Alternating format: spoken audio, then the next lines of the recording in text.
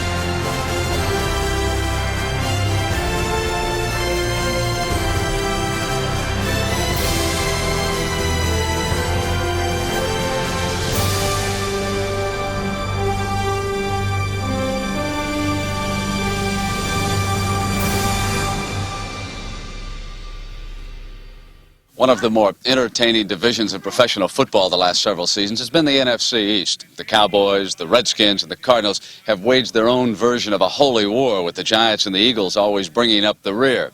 But this year, the Cowboys have been established as a heavy preseason favorite to win that division because on the day of the draft, without disturbing their team, they were able to give to Seattle 3 draft choices in exchange for a Heisman Trophy winner.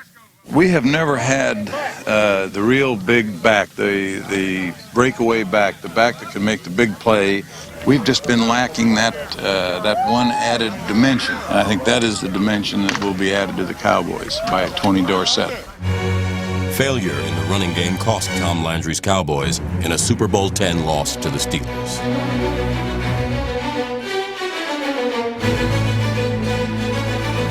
The next year, another power outage at running back short-circuited Dallas against the Rams. We're one player away from winning the Super Bowl. And I promise you, if it was ever true, it was true for that 77 team. We had this puzzle. And the puzzle doesn't work unless, every piece plays a role in the puzzle, and we were missing one piece. And that was Tony Dorsett. Oh, no. I'm not the final piece of this puzzle. I'm just a guy just trying to fit in. I mean, they already had all these great players, these all-pro players, and guys that are highly visible in the National Football League. So I was just trying to blend in. You see him for the first time, you're wondering, what? This little guy? And then you're a little skeptical because now he's in the pros. And you look at his small stature, and you're wondering if he can do the same things on a professional level that he did on the college level. Tony Dorsett was always a star. He was the nation's best high school player at Hopewell High outside Pittsburgh, an NCAA champion and Heisman Trophy winner at the University of Pittsburgh, and the #1 pick of America's team. Coming in as a Heisman Trophy winner with a lot of hoopla, I knew there was going to be some people trying to test me. There was going to be a lot of eyes up on me, and I might get challenged. I know he had a certain arrogance about him. He had an air about him that he did have a sense of entitlement. And he, too, looked at the Cowboy team and knew that he was probably the best talent at the running back spot. So he wanted the job. It just didn't work that way. You weren't ever just handed a job. You had to earn it. He was a prima donna. He was a sweet-looking, running son of a gun. And an arrogant guy like me, a self-promoting guy like me, didn't mind. I just wish I'd have got his money. He got way more money than I did. We had to bring him down a notch. And Coach Landry was very good at doing that. Dorsett was beaten up in summer camp and beaten down by head coach Tom Landry. Tom doesn't want prima donnas, and Tom has a way of humbling people. They would tell me, and you got to do this and do that, and he's just going to test you. He plays these mind games, and I got down on myself and was really in the dumps. Everyone else was sky high. This perfect mix of emerging stars and veteran all-pros expected to reach the Super Bowl. Coach Landry ran our team like a corporation. We had goals. We had methods to obtain the goals. We had critical points to obtain the methods that attained the goals. And then we had the individual exact details to perform the critical points, to perform the methods, to perform the goal. And the goal was to win the Super Bowl.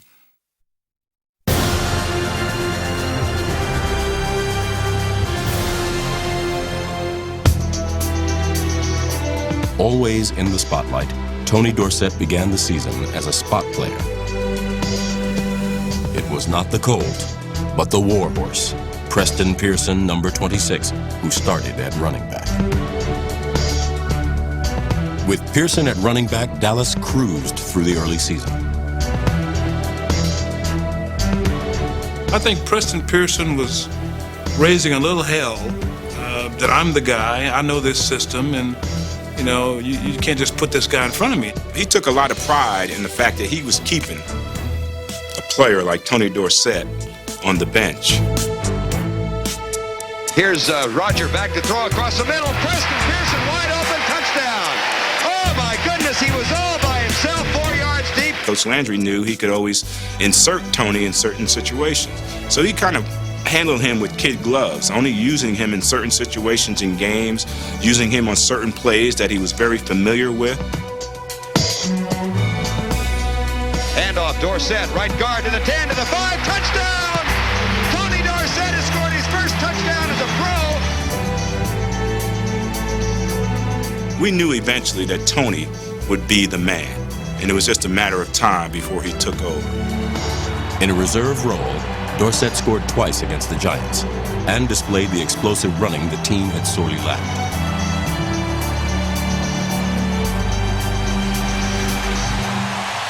I didn't like the way the media was handling the whole scenario from the standpoint of when I come into a game, they're expecting these miraculous things to happen. As a running back, that's not the way it goes. It wasn't a situation where he had to come in and be the savior. You know, we had a good football team. In the fourth week, Dorsett was still not starting, but he revolutionized traditional cowboy running philosophy. My whole thing was, look, I am a runner. I run to daylight. I run to what I see. And it's always not going to be like you draw up X's and O's. We were running practice, and I'm rolling this thing, and our defense, you know, playing the mock defense of the Cardinals, they were moving, and so they went, and I seen it broke all the way back across, back behind the center. It will never in 100 years ever break like that. Stay on side, I gotta run to what I see. I roll slant 24, and it broke back just like he said it would never break in 100 years. And I go 77 yards for a touchdown. To the 50, the 40, he's to the 30, the 20, the 10, the 5, Tony Dorsett, touchdown! Cowboy runners were expected to slam into the proper hole, but it was Dorsett's ability to improvise, to transform losses into touchdowns that made the little man unique.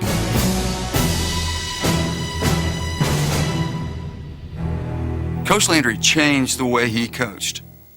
When Tony Dorsett showed him that he could cut back against the grain or get through holes that nobody else has ever gotten through before. And the next day in the meeting, Coach Landry comes in and he says, okay, Tony's a different type of runner.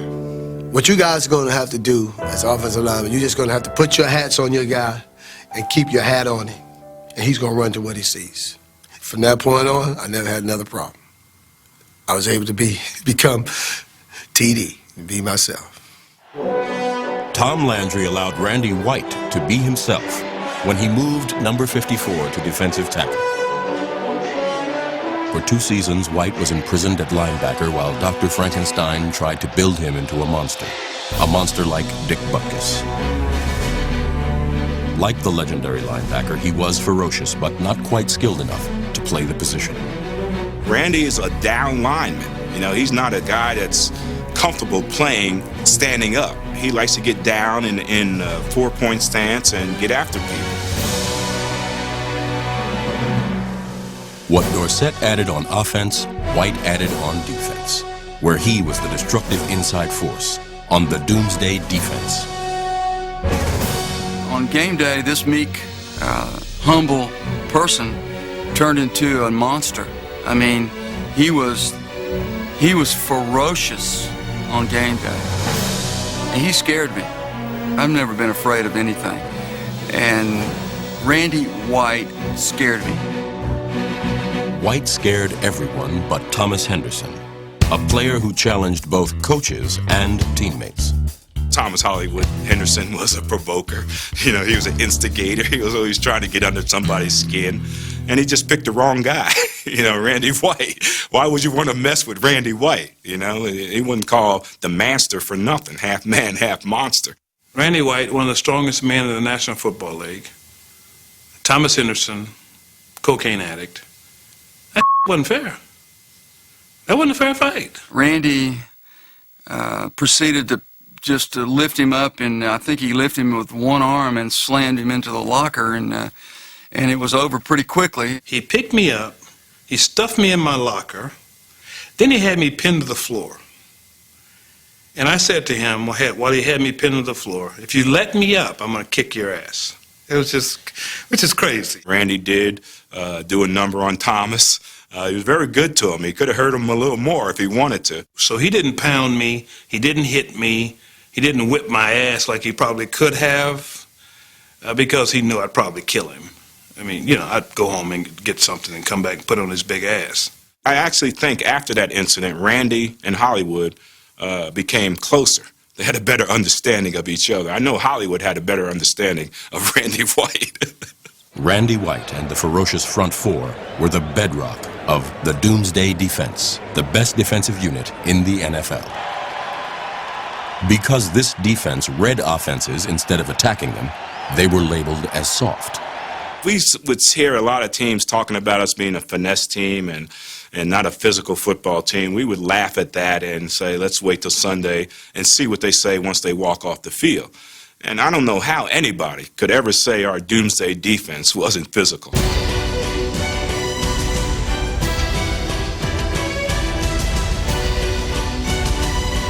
Doomsday was versatile and violent.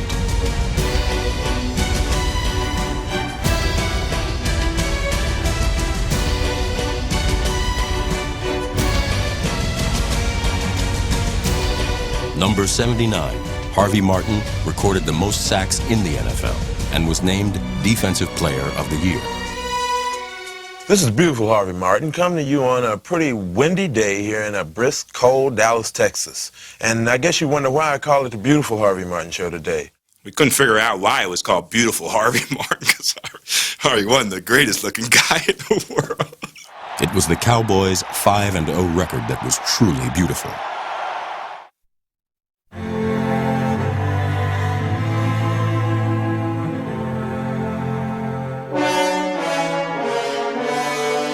The team's perfect 5-0 record in 1977 did not satisfy their perfectionist head coach. He was more of a disciplinarian than he ever was and didn't let us get away with anything.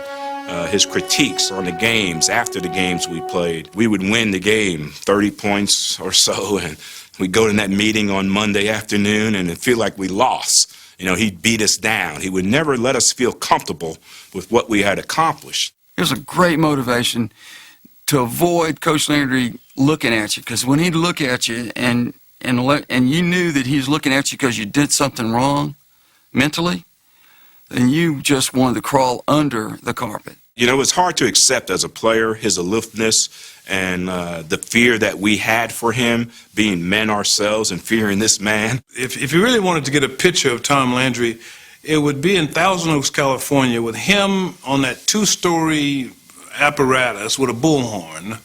That's about as close emotionally that you got to him.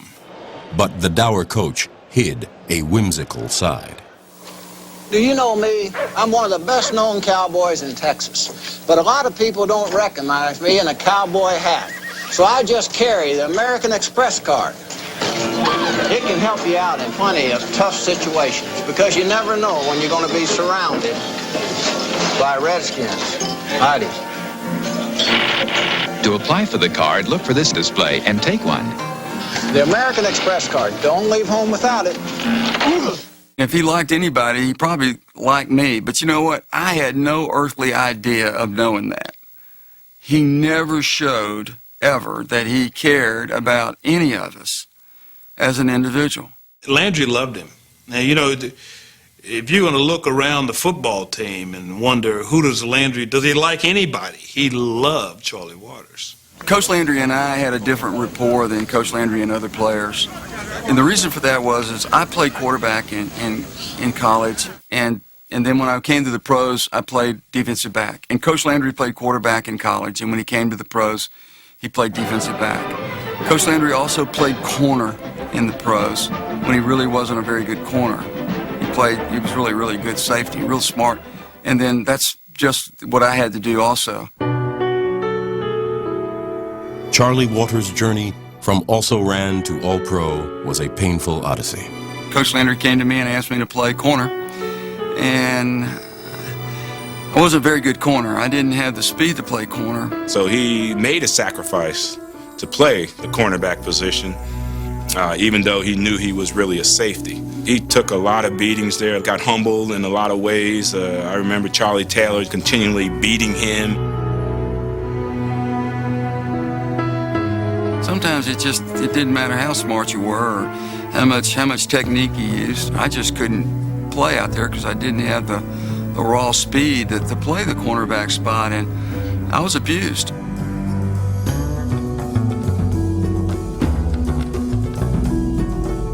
I've been exposed to a lot of hell at the cornerback spot. I got booed at Texas Stadium, and and that was hard. And I got beat for touchdown passes in games to where when I'd go to practice the next day, I'd have to sit in the room with the offensive team, and Coach Landry would point out that I lost the game. And, he was real blunt about those sort of things. And so it taught me how to deal with adversity. He paid his dues at cornerback, and it's amazing that it didn't ruin his psyche. Knocked down but never counted out, Waters finally earned the admiration of his head coach. Coach Landry got up in front of the team, and of course this is a game that I lost the game for him. And he said to the team, he said, look, Charlie had a tough day yesterday. That's an understatement. And he said, but if I'd had 45 guys that tried as hard as he did, he said I wouldn't have lost a game in my whole career of coaching. With the switch to safety in 1976, Waters became the brain behind the brawn of Doomsday. Rarely out of position, this coach on the field turned himself into an all-pro.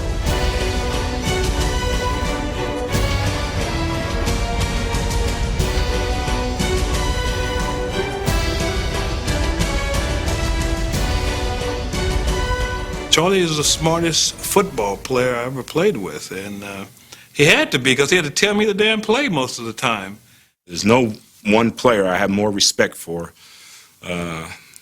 what he sacrificed for this game in the NFL to play it as long as he played it, than Charlie Waters.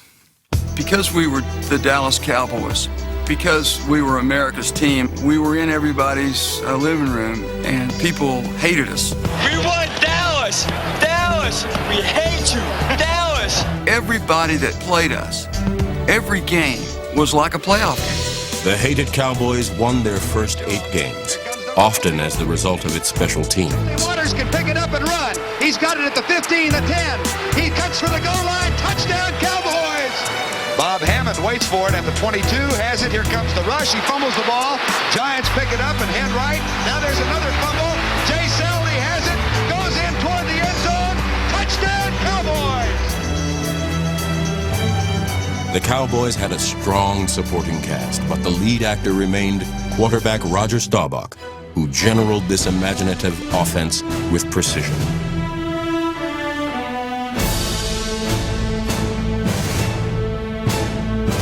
With the game on the line, Captain Comeback sought out Mr. Clutch, Drew Pearson, number 88. Pearson, an undrafted free agent quarterback, became the Cowboys' all-time leading receiver. Roger going deep for Drew down the sideline. Caught at the 25, to the 10, to the 5. Touchdown, Dallas Cowboys. And you would not believe the spike that Drew Pearson just put on that ball. Clutch. Yeah, they call it clutch. What he brought to the Cowboys, though, was every week he vomited on the field. He threw up. And I would throw up, too, if I was as skinny as he was. But he'd walk over to Tom Landry on a timeout and just throw up. And everybody on the defensive side of the ball just loved Drew Pearson because they knew how tough he was as far as performing when you had to perform. You trusted him. You knew that he was going to give up his body over the middle.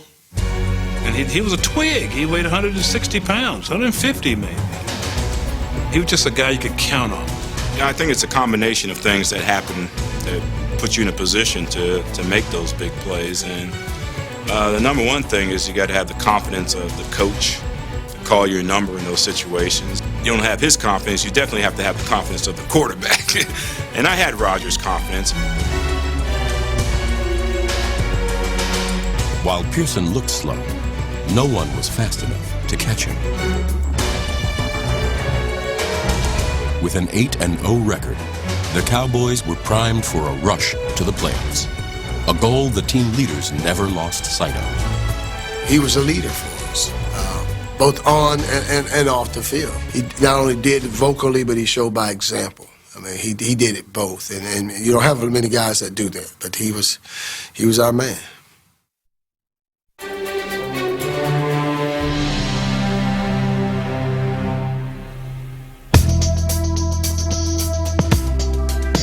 For the 77 Cowboys, the glow of 8 straight wins was dimmed by Tony Dorsett's failure to become the Cowboys' starting running back. Number 33 remained a pinch hitter because he could not grasp the complicated offense. 1977 seemed like a lost season for Tony Dorsett. I kind of almost gave up on that year, until Coach Landry really pulled me in right before that 10th game of the season and told me he had been expecting me to start by now and that I need to just apply myself and work and act like I care out on the football field because I was down. Here we're late in the season and I'm not starting, so I'm not feeling very good about that.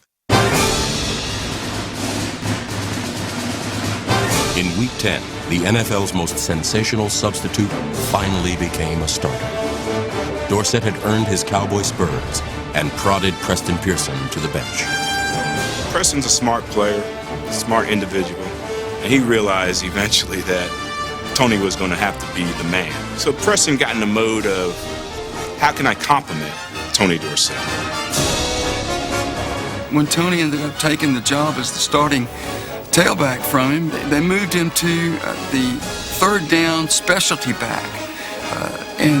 And Coach Landry had special plays set up just for Preston Pearson. He ended up being the most specialized player of the NFL. He created a new position, the third down back.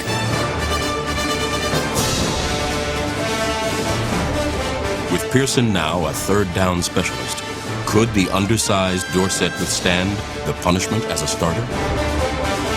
At 175 pounds, people saying, well, he's too small. He's going to be too small to take the pounding of the National Football League. All that did was put motivation into this body to make me want to prove people wrong. Yeah, I was small, but I always just a thin piece of leather well put together.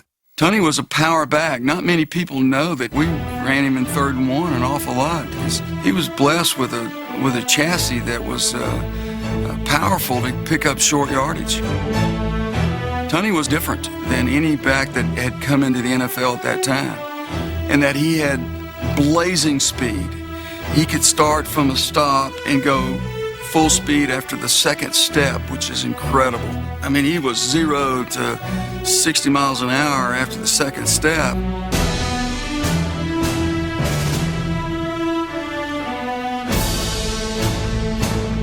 Dorsett coming left. He's out to the 30. Breaks to the right, 35, 40. Still on his feet. At the 50, one more block. He might go. He's at the 30. He's being chased at the 20, the 15, the 10. Touchdown, Cowboys! He had that vision, great vision. And he could also see into the future. On plays that were designed to go to the right, he would bend it all the way back to the other side. He could just see where the hole was going to be.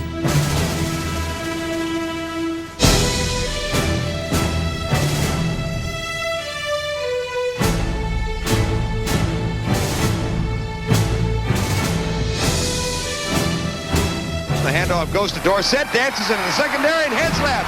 The 30, the 40, comes right to the 50, to the 40. He's going to score. Tony Dorsett, 84 yards on the touchdown.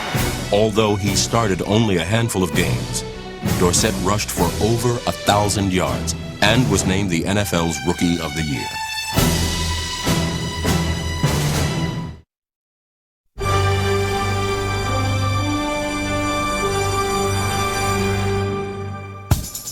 The city of Dallas treated its heroes like Hollywood celebrities. We were it in Dallas. We were like icons, rock groups, rock stars. There was Michael Jackson, then us. We played hard, we practiced hard, we worked hard, and we partied hard. We were a partying football team. Great time to be a Dallas Cowboy. A great time. Once we got somewhere, you know, like a club or something, the line would be wrapped around the building, and of course, here comes the Dallas Cowboys. Right away, we're ushered in, and once we're inside, the attention that we would get would be phenomenal. A lot of things we did back then, I'm sure it wouldn't be acceptable nowadays if we had gotten caught, but we didn't get caught. We had a good time doing it. You were exposed to just about anything that you wanted to be exposed to, and we were hoping that all of us with the Cowboys kept it together. One player that Tom Landry could not keep together was Thomas Henderson, a burr under the head Cowboys saddle. I came into the Dallas Cowboys with a lot of disciplinary baggage. I just didn't like authority. My rookie year, when I came to training camp, he said to me, you're going to have to shave that beard. I go, what are you talking about, shave my beard? I didn't come here to shave my beard. I came here to play football. What do you mean shave my beard? I'm not shaving my beard. In 1975, both Henderson and number 54, Randy White, competed for the same linebacker position. So he put me and Randy White in competition for the strong side linebacker position. I embarrassed Randy White as a linebacker. I could cover the tight end. I could cover the back out of the backfield. I could whoop a tight end. After we compete for this job, and I've won the job, instead of Landry saying, Thomas, you're my starting strong side linebacker, of course I was out of position. I'm a weak side linebacker from heaven. I played out of position my whole career. After he told Randy White, you go to defensive tackle, he says, now Thomas, you're competing with Mike Heckman now, which really angered me. I mean, I was angry because frankly, I had beat Randy White out for the strong side job, but he didn't give me that job until the beginning, the first game of the season. And when I got the job, he said to me, it was really close. You know, it was really, really close, you know.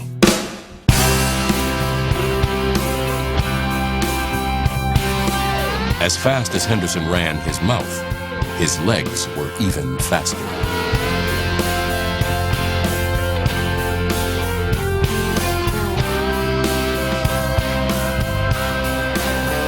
Thomas Henderson was the most flamboyant Cowboy, a player who gave himself his own nickname, Hollywood. Tom, ever since I've known you, you've always been very low-key, very cool, very laid back.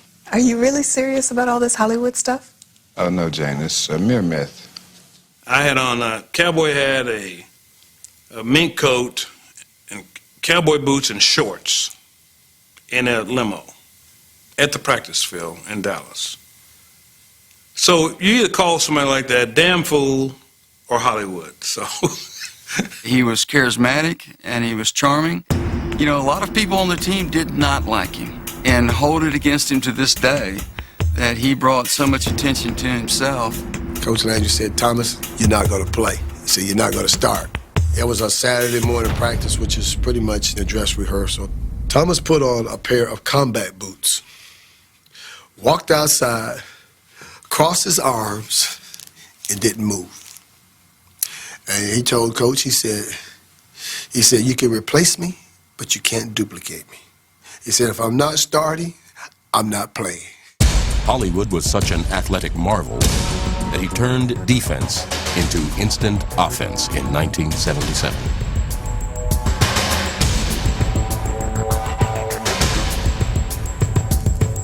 No matter how spectacular Hollywood played, Landry never praised him. He congratulated a lot of mediocre people, but never would say Thomas had a great game. Congratulating Thomas is kind of like pouring gasoline on a fire. On the field, he often appeared disinterested. Off it, the X's and O's bored him. One day, we're in a meeting room, watching film, and the lights are off, and I look around, and Thomas was sleeping while Coach Landry was running the film. I had a nightlife. And, the nightlife, didn't coincide with 8 a.m. or 9 a.m. Dark room projectors clicking to put you to sleep. And so Coach Landry got up and went over and flipped the lights on. He said, Thomas? What are you doing with those glasses on this dark room? I said, because I'm cool. And when you're cool, the sun is always shining. While Hollywood reveled in his celebrity, the Cowboys' offensive line took invisibility to its extremes. Although they were the backbone of the high-scoring Cowboy offense, they took offense to any number but 0. That's what 0 means, is nothing, and these guys got no publicity whatsoever, and they prided themselves on never being interviewed, never did any appearances as a Dallas Cowboy, never bringing attention to themselves, and rarely would the coaches ever mention them. Only time they talked was when they were in that clique, in the 0 Club, and the only time they were really asked to do interviews is when they, did something negative. They relished being the 0 Club and not have people talk about it. It was a catch-22 because next thing you know, they become popular. Here we are talking about the 0 Club, and, that's just not right. You're not supposed to do that. Nobody's supposed to get any publicity. 0 was not a number associated with the offense. Dallas piled up points like a pinball machine. They won their last 4 games to finish the season with a 12-2 record. Super Bowl 12 was clearly in their sights.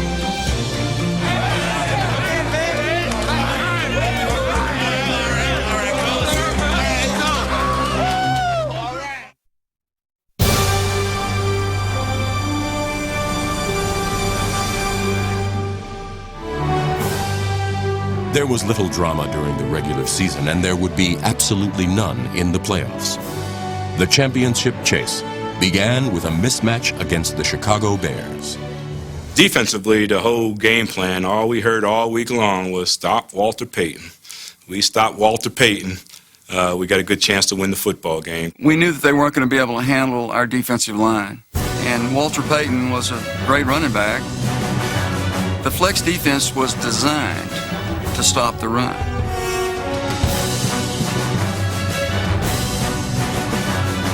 The Bears could not run, and they were not going to pass.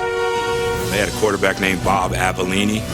There's not much chance Bob Avellini, is going to beat the Doomsday defense.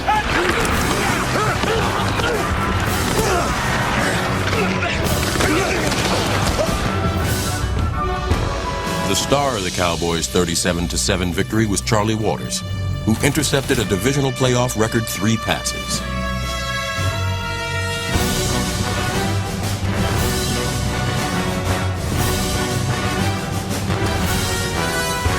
Tony Dorsett rushed for almost 100 yards and scored twice.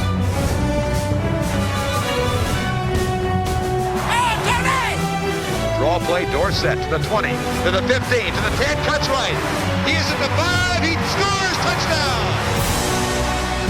What can you say? This is complete, total, utter domination. The Cowboys had one last baton pass to make on the anchor leg to Super Bowl 12. Good afternoon, everybody, and welcome to Texas Stadium in Irving for today's National Football Conference Championship encounter between the Dallas Cowboys and the Minnesota Vikings.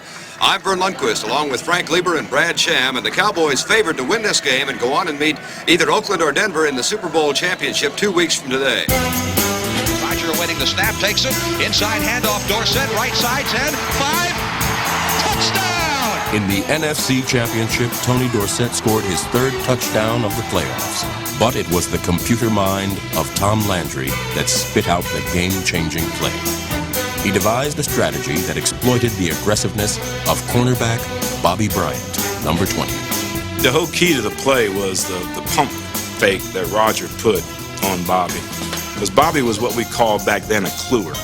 That meant a defensive back, he would look into the backfield and then pick you up as you came off the line of scrimmage. But the best way to beat them was with counter routes, because the cluer would jump on the initial route. Now you pump that, and then you send somebody deep, you can get somebody behind him. The key was trying to keep Bobby Bryant from reading the play and drifting back deep enough to affect the play.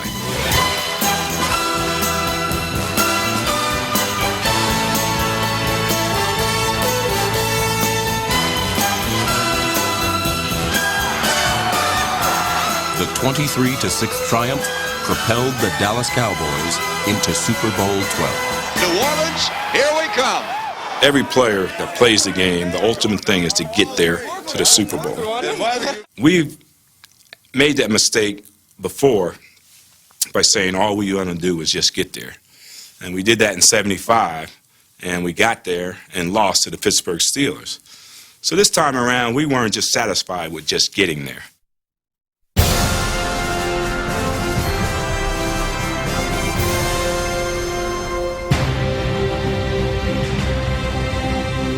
In New Orleans, the Cowboys faced the Cinderella Denver Broncos and its Orange Crush defense. There were many delicious subplots to this Super Bowl 12 matchup, but it was the quarterbacks Roger Staubach and Craig Morton who provided the most ironic twist. Kind of a special treat. I'd like to introduce you fellas. Craig Morton, Roger Staubach. Roger, this is Craig Morton. Hello, Mr. Staubach. I've met Craig before, I believe. Have you met before? I didn't realize that. Go hard, that away, go hard, go hard. Number 14 wanted to be the starting quarterback of the Cowboys. That's good position there. For 5 years, he waged a bitter battle with number 12, Roger Staubach, for the job. Landry was so indecisive, so unsure of who should lead his team, that in one game he alternated the two quarterbacks on every play. He finally ended the merry-go-round by choosing Staubach. Morton was traded to the Giants in 1974 for a number 1 draft pick. That pick became Randy White. We felt real confident going into the game with Craig over there. We knew their offense. We felt as though we knew how to beat Craig. He wasn't going to win this one. He didn't have a chance.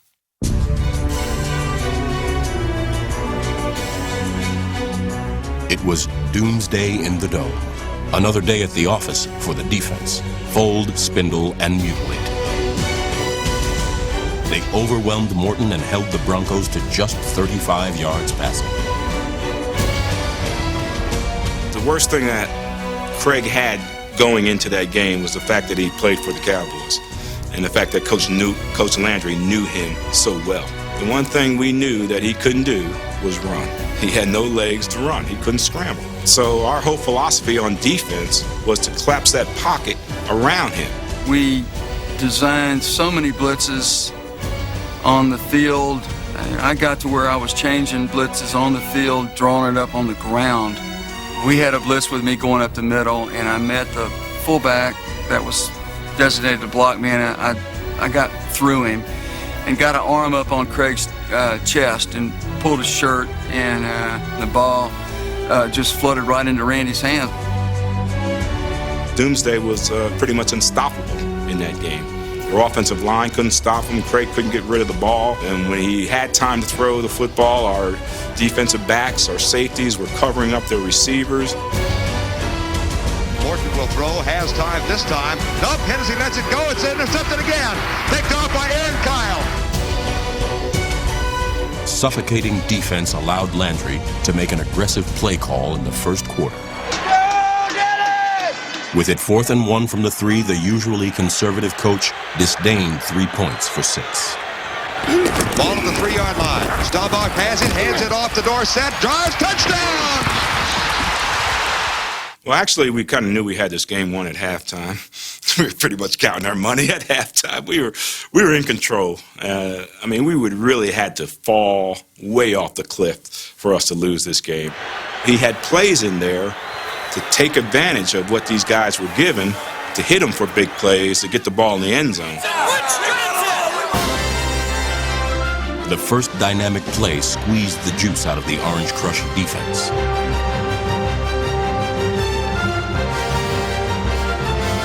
Roger goes deep across the middle, way downfield, and Butch Johnson caught! Touchdown! A sensational diving catch by Butch Johnson, the Cowboys' second-year wide receiver. We didn't just come up with those plays on the sideline. We had worked those plays for 2 weeks in preparation to do those things in that game on that Sunday. You give Coach Landry 2 weeks to prepare, and he could probably end that war in Iraq if you give him 2 weeks to prepare to do it, you know? I don't know why, Vern, but I just have the feeling that Tom Landry might have a gadget that he might want to use in a situation like this. The gadget play would be a Robert Newhouse pass. Fires it deep for Goldie Richards.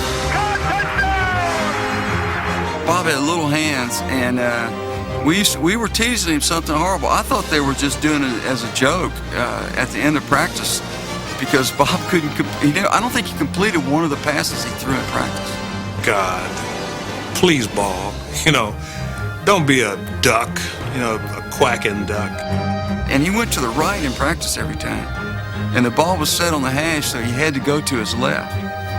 And he turned around and set his feet perfectly and threw an absolute perfect pass.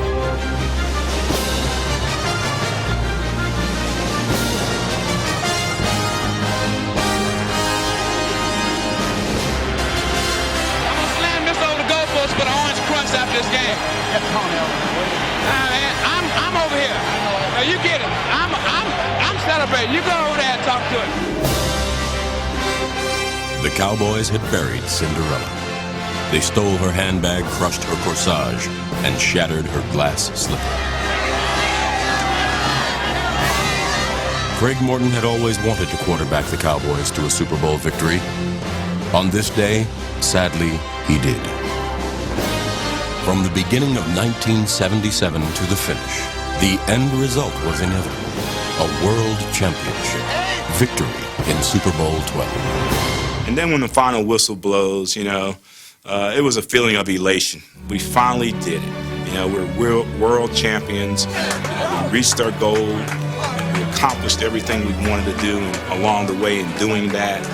And it was a tremendous feeling of elation. We're the world champion! World champion of the world! We're the champion of the world! It was a funny feeling because I was in that stadium a year previous at the University of Pittsburgh playing for a national championship. I thought that national championship was off the chain. You just multiply that by 10, winning the world championship. It's just unexplainable. It does a whole lot for your team, man, when you get there and you win this damn thing. It's just unbelievable. Winning Super Bowl 12 is my world championship. I was with 45 guys that, for better or worse, I loved every one of them. World champion! Hey, let's go! World champion! I can still say that, January of 1978, I was part of the Dallas Cowboy football team that was world champion. It was a feeling of a job well done. I mean, take a deep breath, just saying to yourself, hey, yeah, this is good. It's the way it's supposed to be, and all is right with the world. I'll put this football team, the 1977 football team, up against any football team in the history of the NFL.